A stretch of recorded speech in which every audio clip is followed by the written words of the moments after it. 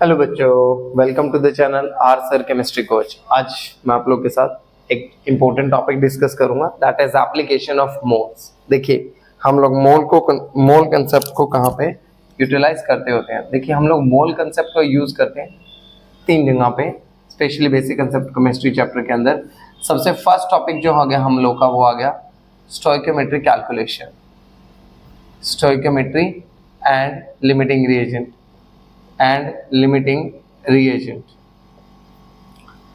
Second part जहां पे मोल के न्यूमेरिकल पूछे जाते हैं, दैट इज इंपिरिकल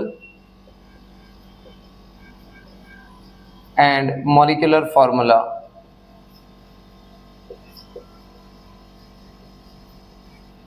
और थर्ड पार्ट जो हमारा आ गया, दैट इज कॉन्सेंट्रेशन।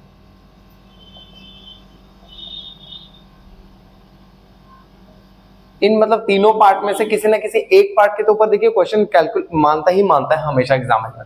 देखिए, बात करते हैं आज सबसे पहले इंपिरिकल एंड मॉलिक्यूलर फॉर्मूला से ही बात करते हैं। यहाँ पे इंपिरिकल मॉलिक्यूलर फॉर्मूला से क्या मतलब है? देखिए, इंपिरिकल फॉर्मूला का मतलब होता है कि जैसे आप एक एग्जांपल से स्टार्ट करते हैं। जैसे आपके पास एक ग्लूकोज मॉलिक्यूल है। ग्लूकोज ऑब्वियसली हम लोग सभी जानते हैं कि जो ग्लूकोज का फॉर्मूला होता है वो होता है C6H12O6। ठीक है, अगर आप देखें तो यहाँ पे कार्बन के नंबर कितने हैं? 6, हाइड्रोजन के नंबर कितने हैं? 12, और ऑक्सीजन के नंबर कितने हैं? 6। तो इनके बीच में एक सिंपलेस्ट रेशियो आ रही है कि कार्बन 1, हाइड्रोजन 2, ऑक्सीजन 1। ये इनके बीच में एक सिंपलेस्ट रेशियो है। ये इनके बीच में एक सिंपलेस्ट रेशियो है। ये जो रेशियो इनके बीच में एग्जिस्ट कर रही है, इसी रेशियो को हम लोग क्या नाम देते हैं? Empirical formula.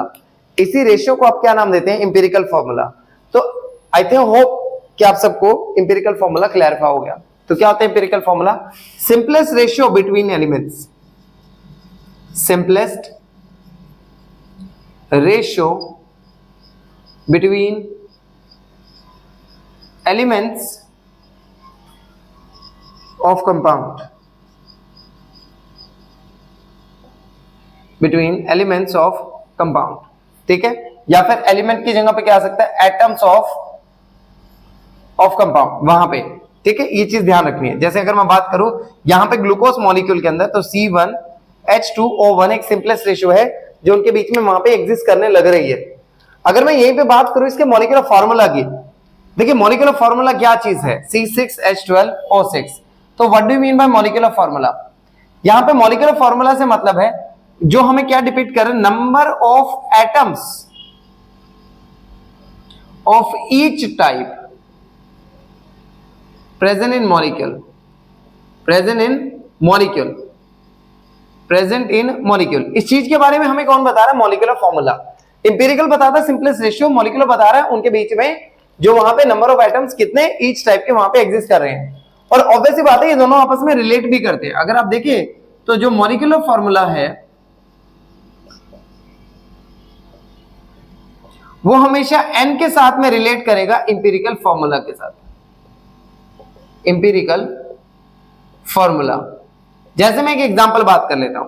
मेरे पास अगर ग्लूकोज C6H12O6 है तो इस n की वैल्यू क्या होनी चाहिए? 6, तभी जाके मेरा जो इंपिरिकल फॉर्मूला C1H2O1 है वो इसके अंदर कन्वर्ट हो पाएगा। यानी ये n बहुत इंपॉर्टेंट चीज आ गई यहां पे। अब पॉइंट ये n है क्या चीज? हम लोग इस n को कैलकुलेट करेंगे कैसे? देखिए, इस n की वैल्यू को कैलकुलेट करना बड़ा ही आसान है। आपको हर न्यूमेरिकल के अंदर क्या प्रोवाइड किया गया होगा? Molar mass.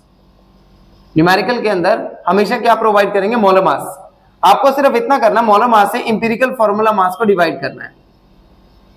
Empirical formula mass से आपने डिवाइड करना है और आपके पास n की वैल्यू आ जाएगी। और जो भी n की वैल्यू आती है उसको यहां पे पुट करके आपने डायरेक्ट मॉलिक्यूलर फॉर्मूला को कैलकुलेट कर लेना है। अब सबसे इंपॉर्टेंट चीज ये आ गई कि how to calculate the empirical formula now. अब इंपिरिकल फॉर्मूला अगर हमें कैलकुलेट करना है तो हम लोग एक न्यूमेरिकल की हेल्प से देखते हैं इसको। अब देखिए, इसको इस न्यूमेरिकल की हेल्प से समझने की कोशिश करते हैं कि इंपिरिकल फॉर्मूला के न्यूमेरिकल को आपने सोल्व करना कैसे है। देखिए, मेथड बहुत ही आसान है। आपने इंपिरिकल फॉर्मूला कैलकुलेट करते हुए इसको हमेशा एक टेबुलर फॉर्म में ही न्यूमेरिकल को सोल्व करना है। इस टेबुलर फॉर्म के अंदर आपके पास जो एक एलिमेंट प्रोवाइड किया है वो है आयरन, और सेकेंड एलिमेंट जो प्रोवाइड किया गया वो है ऑक्सीजन। आयरन का जो मास है वो आगे, आयरन का जो परसेंटेज आपको न्यूमेरिकल में प्रोवाइड किया परसेंटेज, वो परसेंटेज है आपका 69.9 और जबकि ऑक्सीजन का परसेंटेज है 30.1। अगर मैं बात करूं नेक्स्ट पार्ट की, तो परसेंटेज के बाद इनके एटॉमिक मास भी देख लेते हैं हम लोग। तो एटॉमिक मास जो आयरन का प्रोवाइड किया वो 55.85 है और जो ऑक्सीजन का हम लोग को प्रोवाइड किया गया वो है ऑक्सीजन का 16। देखिए यहां तक तो सब कुछ नॉर्मल था। इसके बाद आपने क्या करना है, नेक्स्ट कॉलम के अंदर आपने कैलकुलेट करना है सबसे पहले नंबर ऑफ मोल्स। देखिए मोल जो परसेंटेज आपको प्रोवाइड की गई है वो आपका गिवन मास है और जो एटॉमिक मास है वो 55.85, वो आगे नंबर ऑफ, अब यहां से क्या आ जाएगा नंबर ऑफ मोल्स। इसी तरह से ऑक्सीजन के लिए 30.1 अपॉन में क्या आ जाएगा 16 हमारे पास में। जब मैंने डिवाइड किया, डिवाइड करने के बाद में ये मेरे पास बना 1.2 के अराउंड और ये मेरा डिवाइड करने के बाद पता 1.8। अब आप लोगों ने नेक्स्ट पॉइंट में क्या करना है, नेक्स्ट में आपने कैलकुलेट करना है mole ratio. Next you have to calculate the mole ratio. Mole ratio के अंदर देखिए जो भी छोटा है दोनों में, उनसे सारे फैक्टर्स को डिवाइड कर दीजिए जो भी छोटा है। अब 1.2 यहाँ पे क्या है, स्मॉल क्वांटिटी है, तो मैं 1.2 से ही सबको डिवाइड करूंगा। तो 1.2 ये मेरा कितना आ गया 1.5 और ये कितना आ गया 1, यानी मेरे एक रेशियो आ गई। अब नेक्स्ट जो कॉलम आ जाता है हमारे पास में, होल नंबर रेशियो का कॉलम आ जाता है, होल नंबर रेशियो। लेकिन पॉइंट ये है मेरे पास तो होल नंबर बना ही नहीं है। तो होल नंबर बनाने के लिए मुझे कोई एक मिनिमम नंबर पिक करना है और वो मिनिमम नंबर मान लीजिए आपका 2 आ गया, ठीक है, क्योंकि मैं 2 को 1.5 से मल्टीप्लाई करूंगा इट बिकम्स 3 एंड ये कितना मेरा बन जाएगा 2 से मल्टीप्लाई करके 2।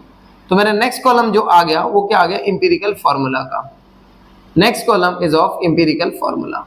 अब अगर आप इंपीरिकल फॉर्मूला देखें तो आयरन में जो मेरे पास आ रहा है वो आ रहा है 2 और ऑक्सीजन में आ रहा है मेरे पास 3। ये एनसीईआरटी का क्वेश्चन नंबर 8 और 3 दोनों है एक साथ से, क्योंकि वहां पे जो है आपको सेम ही क्वेश्चन प्रोवाइड किया गया है, ठीक है। अब देखिए यहाँ पे अब सबसे इंपॉर्टेंट चीज क्या, इतने पार्ट में मेरा पार्ट सोल्व हो गया।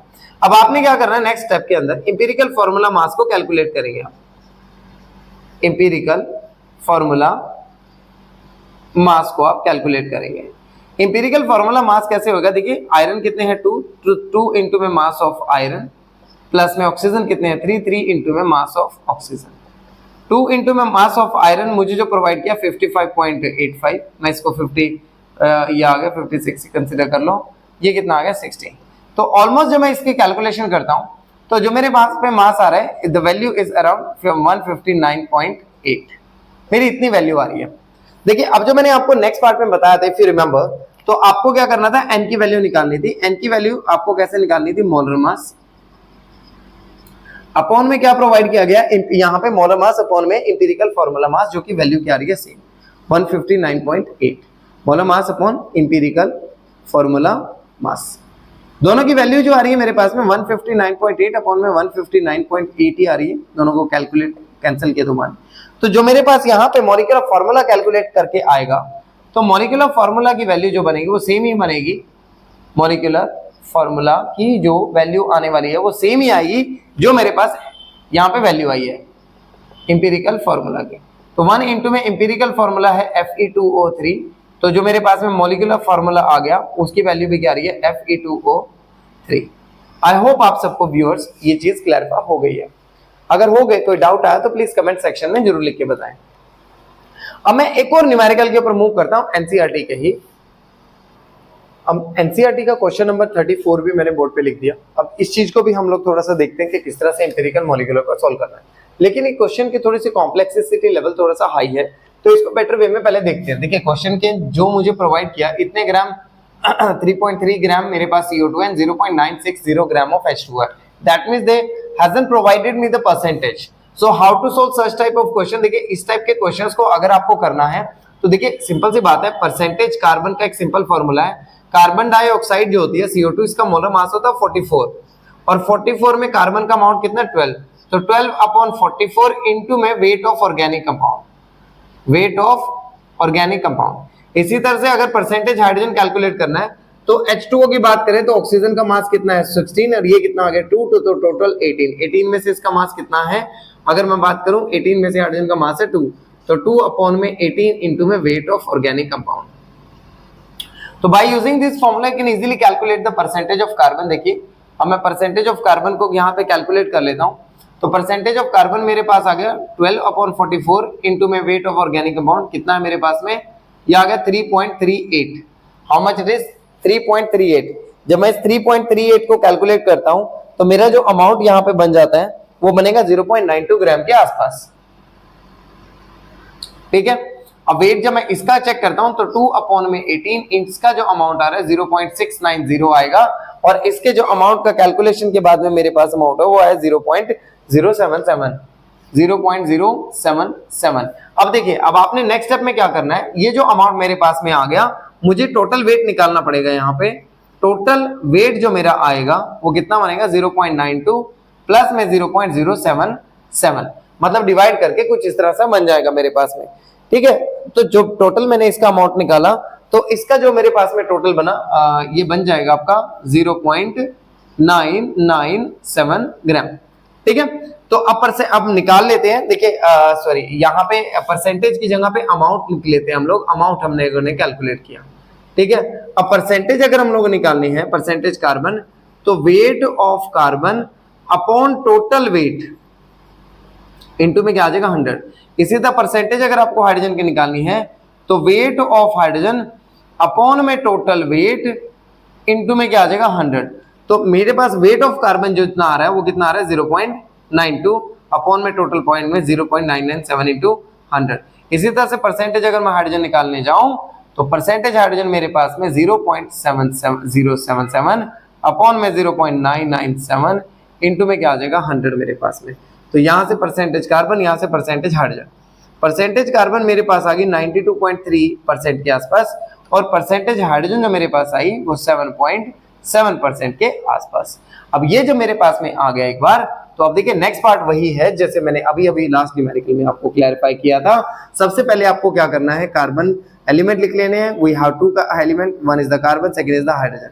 फिर आपने इनकी क्या मेंशन करनी है, परसेंटेज। अब अगर हम परसेंटेज की बात करें तो कार्बन आ रहा है 92.3% और ये कितना आ रहा है मेरे पास में 7.7%। अगर मैं बात करूं एटॉमिक मास की तो कार्बन का मास है 12 और हाइड्रोजन का मास है 1। अब नेक्स्ट कॉलम में हम लोग क्या कैलकुलेट करते हैं, मोल।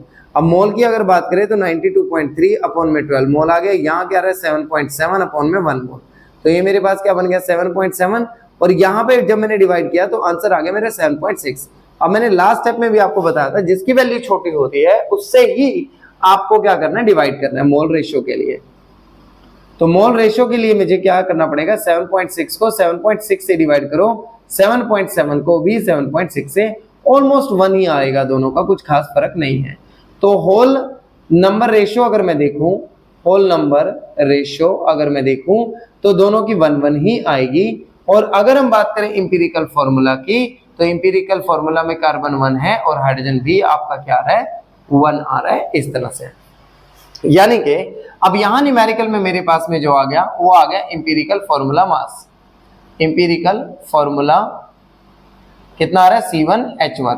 तो इंपीरिकल फॉर्मूला मास जो मेरे पास में आएगा वो empirical formula mass is equal to क्या बनेगा 1 इंटू में mass of carbon plus 1 into में mass of hydrogen.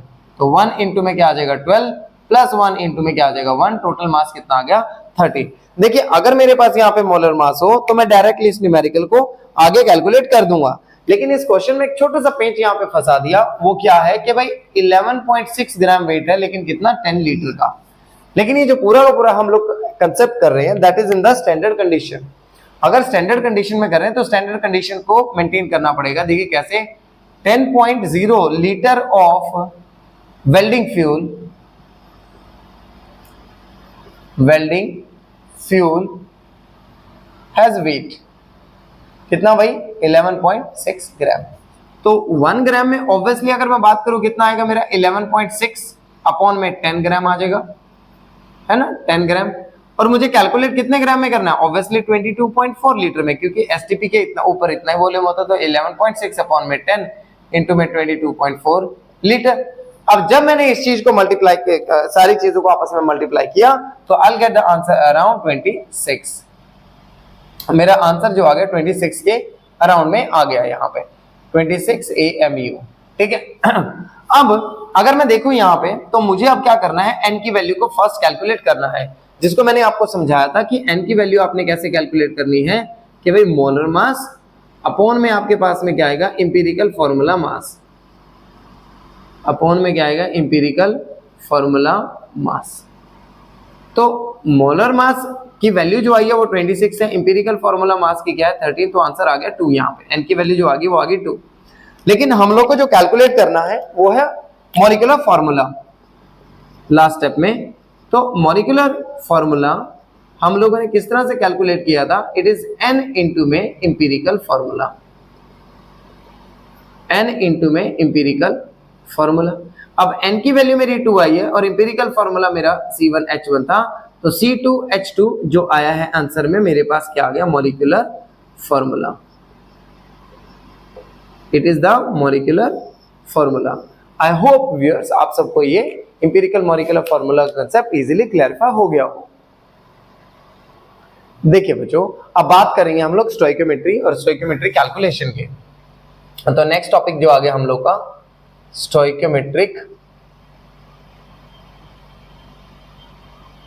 And limiting reagent, stoichiometry and limiting reagent.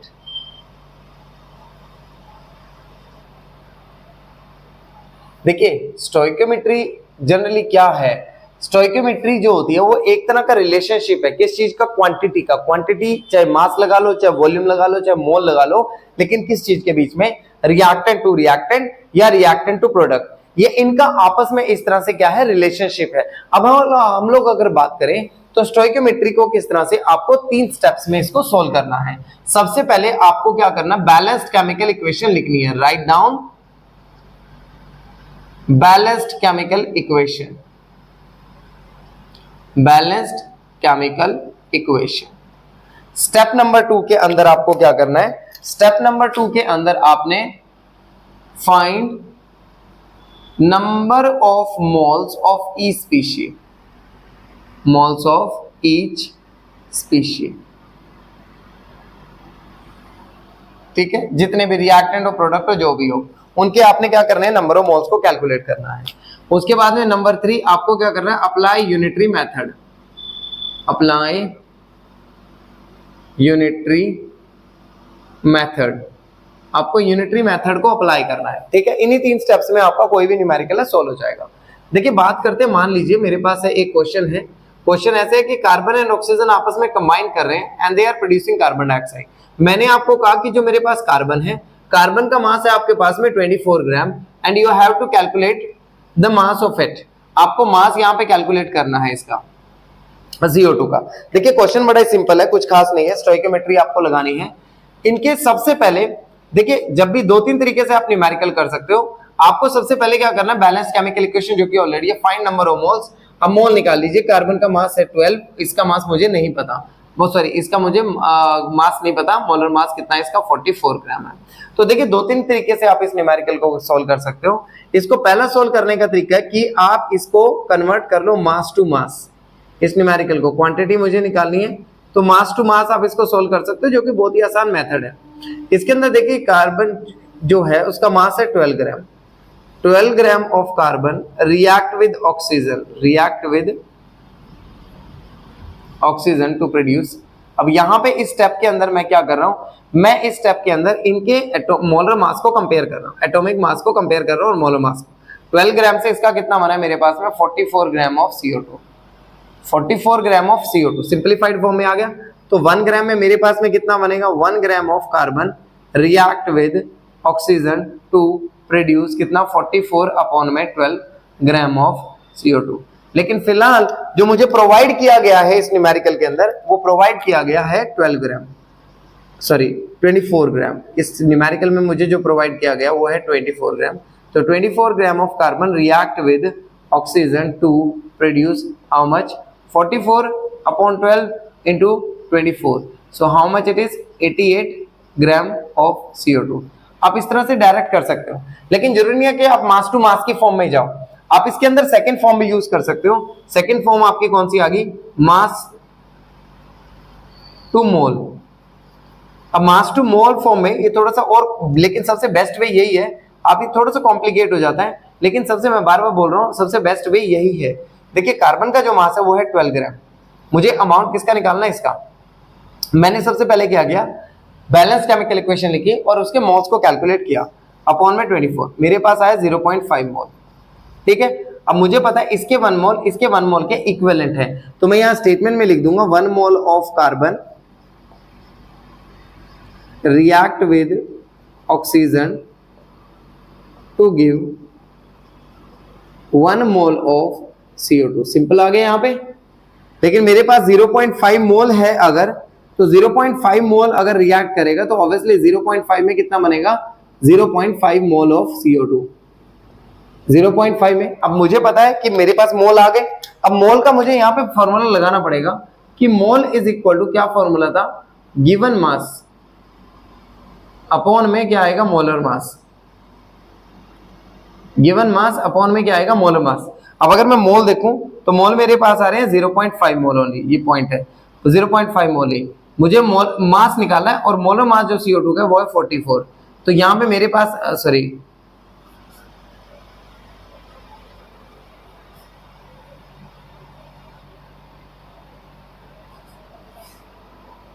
हाँ जी, देखिए ध्यान से, तो मेरे पास में कितना आ गया 0.5 मोल। 0.5 मोल से ये भी कितना है, 0.5 मोल ऑफ CO2। ठीक है, तो 0.5 और 0.5,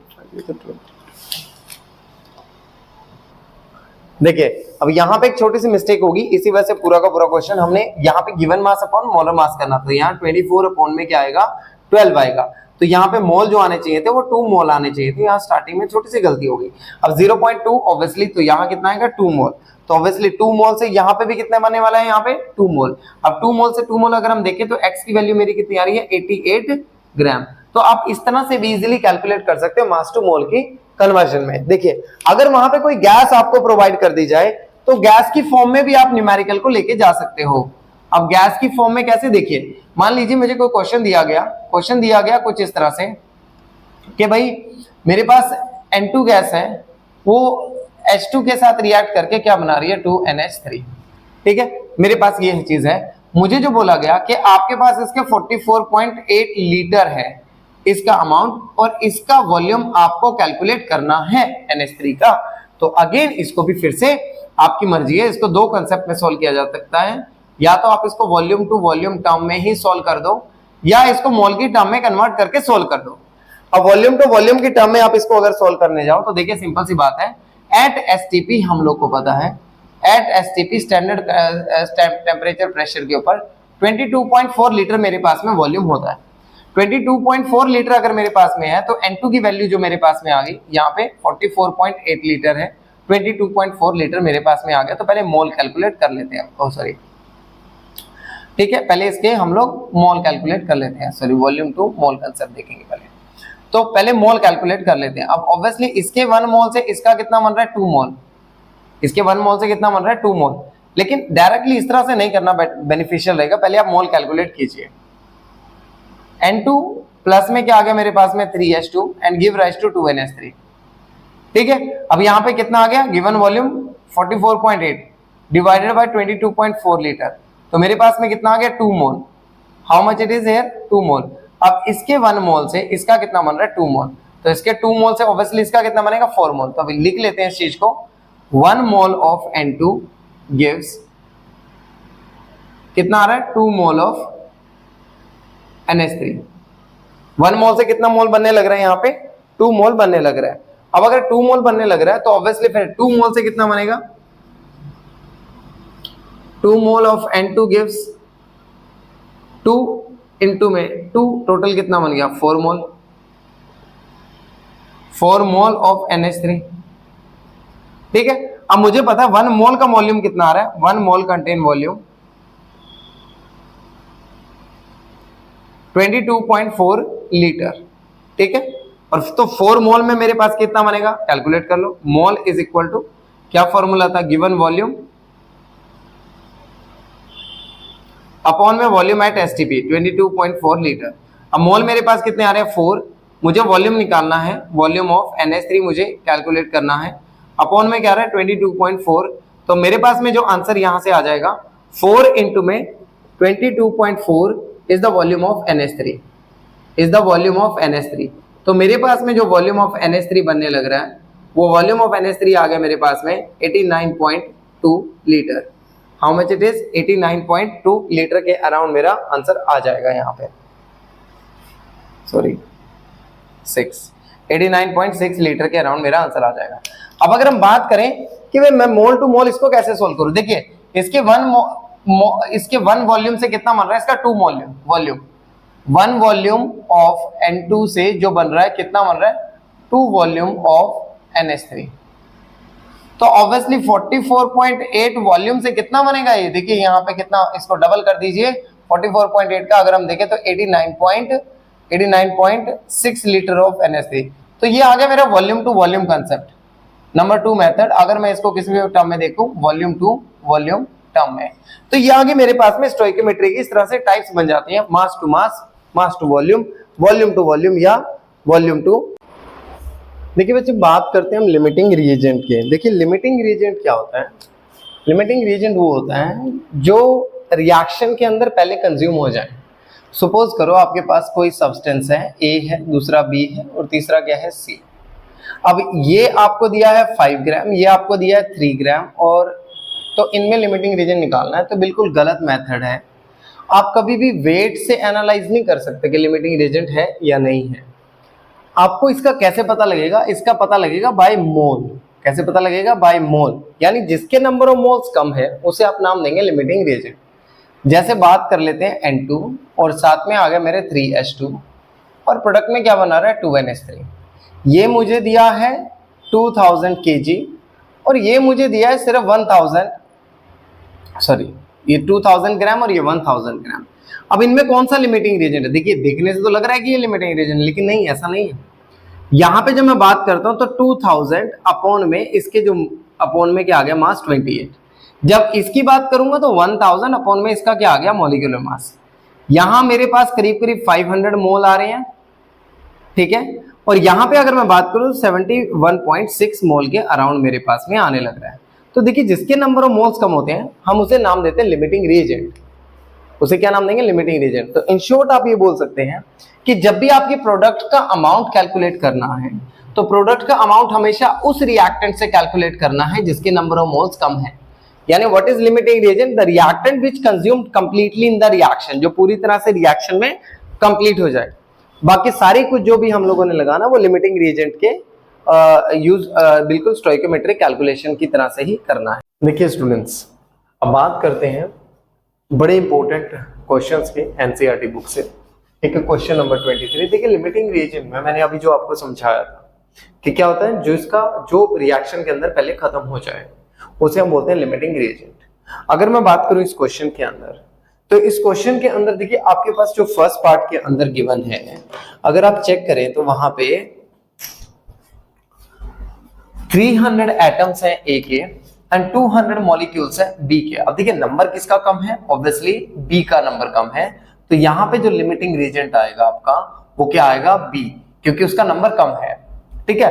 कम मॉलिक्यूल, आप खुद देखिए, आप इसको ऐसे करेंगे 200 अपॉन में 6.02 इंटू 10⁻23 B के लिए, और यहाँ पे क्या करेंगे आप 300 अपॉन में 6.02 इंटू 10⁻23। दोनों में देखिए अभी थोड़ी देर पहले जो मैंने बताया था कि जिसके नंबर ऑफ मोल्स कम होते हैं वही क्या है, लिमिटिंग रिएजेंट है। अब यहाँ पे भी इसके नंबर ऑफ मोल्स देखिए ज्यादा आएंगे क्योंकि ऊपर न्यूमिनेटर में ज्यादा है, यहाँ पे भी न्यूमिनेटर में क्या है, कम है, तो ऑब्वियसली आंसर क्या आएगा, ये वाला लिमिटिंग रिएजेंट। अब अगर बात करें यहाँ पे सेकंड पार्ट की, तो सेकंड पार्ट के अंदर आप खुद देखिए कि यहाँ पे क्या रहा है 2 मोल और यहाँ पे हमारे पास क्या रहा है 3 मोल। यहाँ पे क्या रहा है 2 मोल और वहां पे क्या रहा है 3 मोल। तो 2 मोल मेरा कम है, तो ऑब्वियसली ये वाला मेरा लिमिटिंग रिएजेंट रहेगा। तो इस पार्ट का जो मेरे पास में आंसर आएगा वो क्या आएगा, ए मेरा लिमिटिंग रिएजेंट है। यहाँ पे देखिए दोनों के नंबर्स बराबर हैं। अगर मैं दोनों को एवोगैड्रो नंबर से डिवाइड करूं तो कोई खास फर्क पड़ेगा नहीं, ठीक है, दोनों बराबर ही आने वाले हैं। देखिए कुछ स्टूडेंट्स का डाउट होता है कि ये एटम्स है, मॉलिक्यूल है, तो इसके कंपैरिजन में नहीं, हमें नंबर से मतलब है। यहाँ पे भी नंबर में 6.02 इंटू 10⁻23 आने वाला है और यहाँ पे भी नंबर में 100 अपॉन में 6.02 इंटू 10⁻23 आने वाला है। दोनों में जो आंसर जाएगा वो सेम रहेगा, तो इसके अंदर कोई भी लिमिटिंग रिएजेंट नहीं आएगा। अगर मैं बात करूं यहाँ पे 5 मोल्स ऑफ ए और यहाँ बात करूं 2.5 मोल ऑफ बी, तो देखिए किसके मोल्स कम है, 2.5 के मोल्स कम है, तो ऑब्वियसली ये वाला हमारा क्या है, लिमिटिंग रिएजेंट है। तो इसके अंदर जो ऑप्शन में हमारे पास आएगा वो क्या आंसर आएगा, बी का। अगर यहाँ बात करें 2.5 mole of A and 5 mole of B, तो हमारा आंसर क्या रहेगा 2.5, क्योंकि इसके नंबर ऑफ मोल्स क्या है, कम है। आई होप ये स्टूडेंट्स आप सबको क्लियर हो गया। अगर बात करें इसकी क्वेश्चन नंबर 4 की जो एनसीईआरटी बुक में गिवन है, इसके अंदर तो डायरेक्टली स्टोइकियोमेट्री आपको अप्लाई करना है। क्या कह रहा है, C+O2 give rise to CO2। इसका मोल 1 है तो इसका भी मोल 1 ही होगा, तो इसके 1 मोल में और इसके 1 मोल में दोनों के मोल्स तो इक्वल हो गए।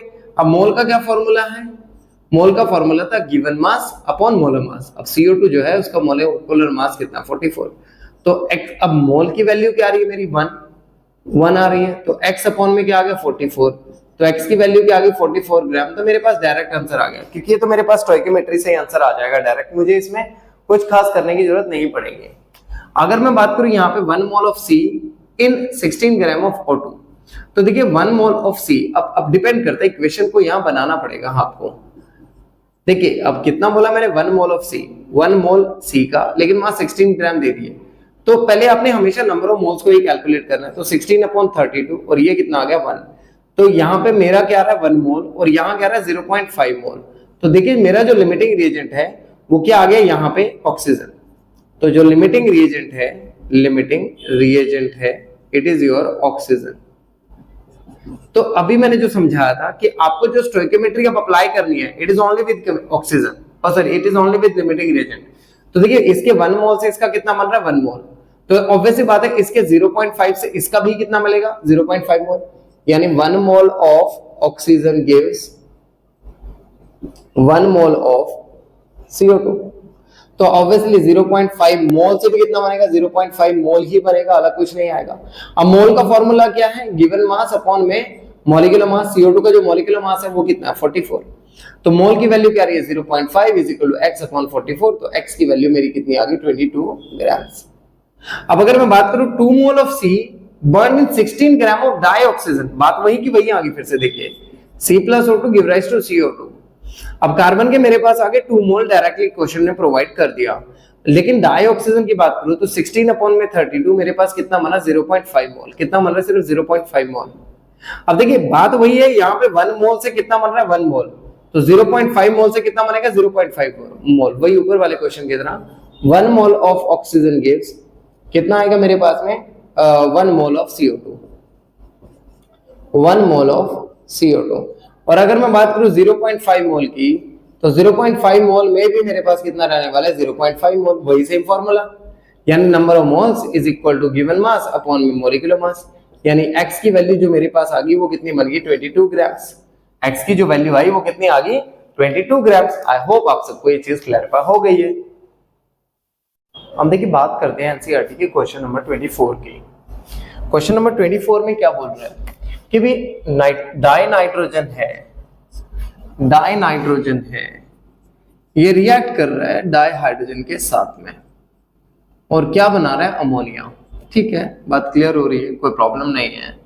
लेकिन यहाँ एक पॉइंट आ रहा है कि इसका जो अमाउंट दिया है वो इतना है और इसका जो अमाउंट दिया है वो इतना है, मतलब ये है 2000 ग्राम और ये है आपका 1000 ग्राम। ठीक है, कोई प्रॉब्लम नहीं है इसमें।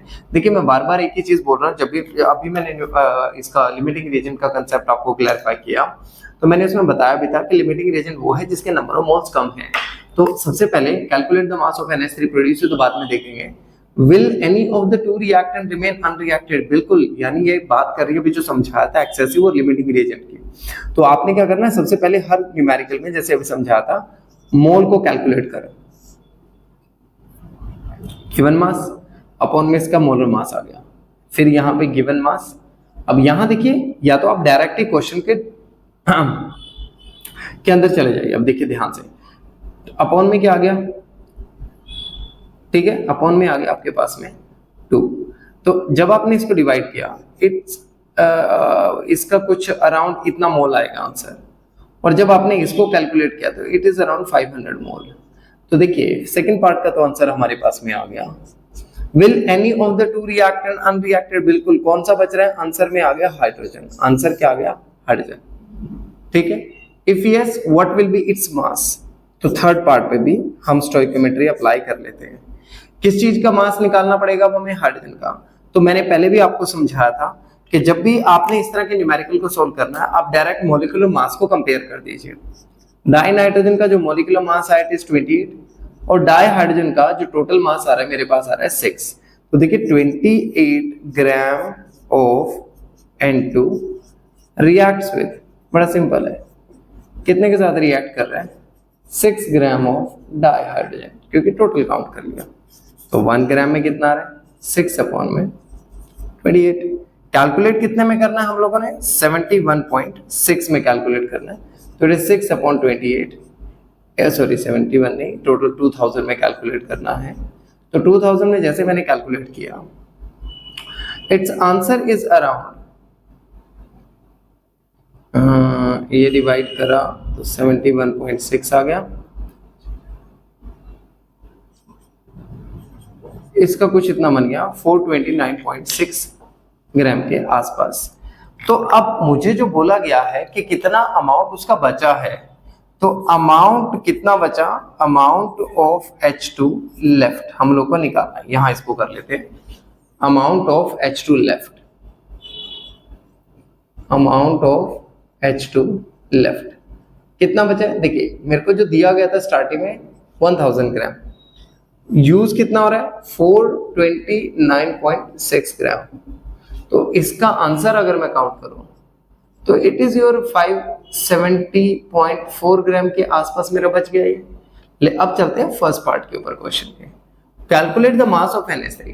देखिए इसमें जितना भी कैलकुलेशन वाला पार्ट है, it is only happen with the case of limiting reagent. Limiting reagent मेरा जो है वो क्या है, N2 है, ठीक है। अब वही सेम चीज करनी है जो यहाँ स्टोइकोमेट्री लगाई वही वहां पे लगाएंगे, यानी 28 ग्राम। अब NH3 का जो मास होता है, सिंगल का 17 है तो डबल का कितना आएगा 34 ग्राम। तो 28 gram of N2 reacts with H2 to give, कितना बनाएगा ये बना रहा है जनरली यहाँ पे आपका 34 ग्राम। तो अगर मैं बात करूं, अब मुझे अगर 1 ग्राम में कैलकुलेट करना, वही यूनिटरी मेथड में अप्लाई कर रहा हूं। 1 gram of N2 reacts with H2 to give कितना भाई 34 अपॉन 28 ग्राम ऑफ NH3, ठीक है। अब कैलकुलेट कितने में करना है हमें, मुझे दिया गया, प्रोवाइड करा गया इसका कितना 2000 ग्राम। तो 2000 ग्राम of N2 reacts with H2 to give, अब कितना बन गया 34 अपॉन 28 इंटू में मेरे पास क्या आ गया 2000। अब इसको कैलकुलेट हमने वैसे ही किया था 71.6 के अराउंड, ठीक है। जब इसकी टोटल वैल्यू को मैं कैलकुलेट करता हूं तो इसका आंसर आ रहा है मेरा करीब करीब 54.4 ग्राम के आसपास। कैलकुलेशन में थोड़ा बहुत ऊपर नीचे हो सकता है क्योंकि मैं जनरली ऐसे ही कैलकुलेशन कर रहा हूँ हैंड से। आई होप आप सबको ये चीज क्लैरिफाई हो गई है, ठीक है। अब चलते हैं नेक्स्ट पार्ट पे।